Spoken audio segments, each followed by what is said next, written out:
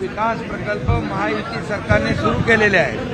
एकीकडे विकास आहे, दुसरीकडे लाडक्या बहिणीसारखे जे योजना आहेत त्या म्हणजे कल्याणकारी योजना, विकास आणि कल्याण याची सांगड घालण्याचं काम महायुती सरकार करते। आता मी सांगतो तुम्हाला, जे लाडक्या बहिणींच्या योजनेमध्ये खोडा घालणारे कपटी सावत्र भाऊ ते कोर्टात गेले होते, कोर्टाने देखील त्यांची याचिका फेटाळली आहे।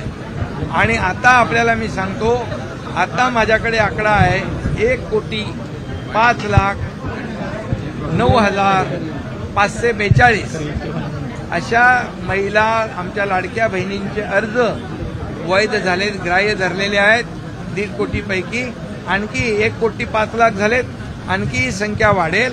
आता रक्षाबंधनच्या अगोदर 1,05,00,000 लाडक्या बहिणींच्या खात्यात पैसे जातील आणि पुढचे जे काय अर्ज येतील हेही तपासून ते आणखी 2.5 कोटीपर्यंत या लाडक्या बहिणींना पैसे मिळतील। ही पोटदुखी आहे आणि पोटदुखी कोर्टाने देखील त्यांच्या विरोधामध्ये निर्णय दिलेला आहे।